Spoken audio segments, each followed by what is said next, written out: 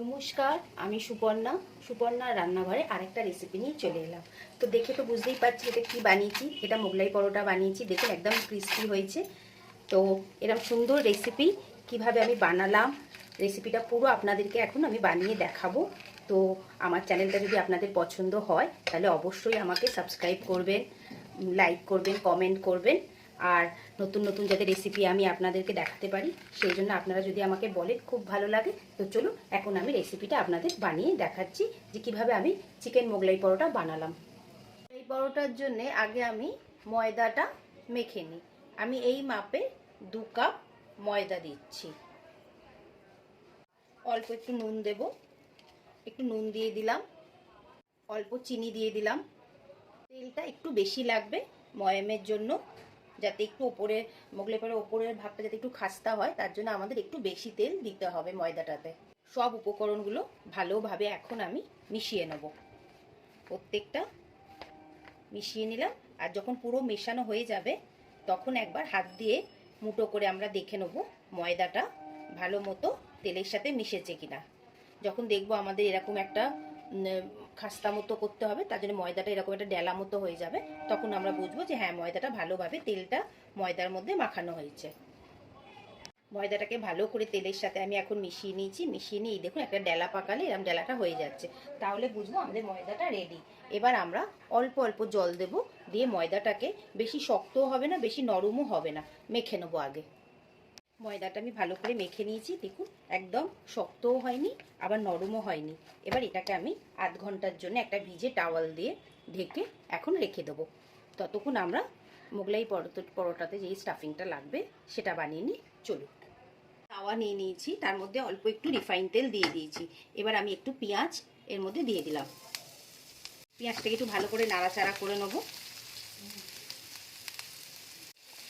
তার মধ্যে একটুখানি নুন দিয়ে দিলাম, একটু নরম করে নিয়ে আগে পেঁয়াজটাকে। অল্প একটু কাঁচা লঙ্কা দিয়ে দিলাম, সামান্য আদা রসুন পেস্ট দিয়ে দিলাম, বেশি দেবো না অল্প দিলাম। দিয়ে ভালো করে মিশিয়ে নেব। এবার আমি চিকেনটা দিয়ে দিলাম। চিকেনটা দিয়ে ভালো করে নাড়াচাড়া করে নিলাম। একটু মশলা দেবো না, অল্প একটু গোলমরিচ দিয়ে দিলাম। দিয়ে এটাকে একদম ভাজা ভাজা আমরা করব। ভালো করে নাড়াচাড়া করে নেব। অল্প করে আমি একটু ক্যাপসিকাম দিয়ে দিলাম এর মধ্যে। দিয়ে অলমোস্ট আমাদের চিকেনটা হয়ে গেছে। আর 1 মিনিট মতো একটু ভালো করে নাড়াচাড়া করে এটাকে আমি নামিয়ে নেব। চিকেনটা আমার রেডি হয়ে গেছে। এবার আমি এটা গ্যাস থেকে নামিয়ে নিলাম। চিকেনটা হয়ে গেছে। এবার আমি ময়দাটা খুবই ভালো হয়ে গেছে, নরমও হয়নি শক্তও হয়নি। আমি আর একবার মেখে নেবো একটুখানি। নিয়ে এগুলোকে এইরকমভাবে আমি দুটো ভাগ করে নিলাম, নিয়ে একটা রোল মতো করে নিলাম। এবার আমি এগুলোকে একটু টুকরো করে নেবো। প্রত্যেকটা লেচি একটু বড় বড়ই করব, মোগলাই পরোটার লেচিগুলো বড় হয়, এরম সাইজেরই করলাম। এই যে এরম বড় বড়ই করব লেচিগুলো। আমি এইভাবে লেচিগুলো এখন আমি বানিয়ে নেবো। আমি করে নিয়েছি। এবার আবার সেই ভিজে টাওয়ালটাকে দিয়ে একটুখানি 10 মিনিট এটাকে রেখে দেবো। একটা জিনিস দেখাতে ভুলে গেছি, তো আমাকে আগে ভালো করে একটু তেল লাগিয়ে দিতে হবে প্রত্যেকটা লেচিতে।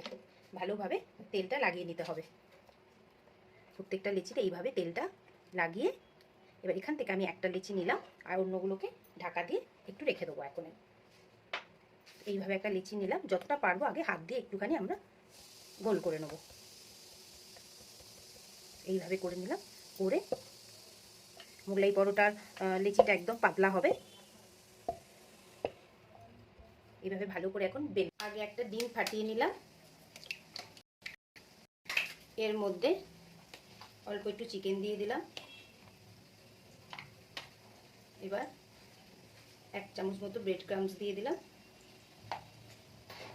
অল্প একটুখানি পেঁয়াজ আর কাঁচা লঙ্কা দিয়ে দেবো। এই যে অল্প একটু পেঁয়াজ দিলাম, একটু কাঁচা লঙ্কা দিলাম, আর সামান্য একটুখানি নুন দেব। একটু নুন দিলাম আর অল্প একটু ধনেপাতা দিলাম। দিয়ে জিনিসটাকে আগে ভালো করে মিক্স করে নেব। এবার একটা লেচি নিলাম, নিয়ে লেচিটাকে ভালো করে লম্বা করে একটু বেলে নেব। খুব পাতলা করব না, তাহলে অসুবিধা হবে। এইভাবে লিচিটা এখন রেডি করে নিলাম, নিয়ে এই যে মাঝখানে আমি এটা দিয়ে দিলাম, পুরটা আমাদের পুরোটা দিয়ে দিলাম। এবার এটাকে এই সাইড দিয়ে একটা ফোল্ড দেবো, এই সাইড দিয়ে একটা ফোল্ড দিয়ে দেবো, আর এখানটা একটু চেপে দেবো, এইখান দিয়ে একটা দিলাম আর এইখান দিয়ে একটা দিলাম। তো আমাদের রেডি হয়ে গেল মোগলাই পরোটাটা। এটা আমি গরম করেছি, এবার আস্তেই করে মোগলাই পরোটাটা দিয়ে দেবো। বেশি হাই করবো না, মিডিয়াম ফ্লেমে রাখবো। ওপর থেকে একটু এরকম গরম তেল ওপর থেকে দিতে থাকবো, যাতে ওপরটাও আমাদের একটু একটু ভাজতে থাকুক। এইভাবে মিডিয়াম ফ্লেমেই রেখেছি এখন। এটাকে আস্তে আস্তে এইভাবে, তারপরে এটাকে কি করবো, এবারে আস্তে করে আমরা উল্টে দেবো। এটাকে আস্তে করে আমরা উল্টে দেবো, আর ফ্লেমটা একদম হাই করবো না, আস্তে আস্তে আমরা এটাকে হতে দেবো। একদম ছোট্ট পকেট সাইজেরই বানিয়েছি মোগলাই পরোটা। দেখেছেন কি সুন্দর কালারটা এসেছে। দুই সাইড দিয়েই ভালো করে হয়ে গেছে। এই তেলটাকে এইভাবে দিলে ভেতর ভেতর যদি কিছু, আমি যেহেতু স্লিম করে করেছি একদম গ্যাসটাকে, একটু এইভাবে দিতে থাকবে। মোগলাই পরোটাটা পুরো রেডি হয়ে গেছে, কেমন ক্রিস্পি হয়েছে। মোগলাই পরোটা একদম রেডি হয়ে গেছে। এবার আমি আপনাদেরকে কেটে দেখাচ্ছি ভেতরটা কেমন হয়েছে। দেখুন কি সুন্দর দেখতে হয়েছে, আর একদমই ক্রিস্পিও হয়েছে। তো অবশ্যই আমার রেসিপিটা পুরোটা দেখবেন, আর আমার চ্যানেলটাকে সাবস্ক্রাইব করবেন, কমেন্ট দেবেন।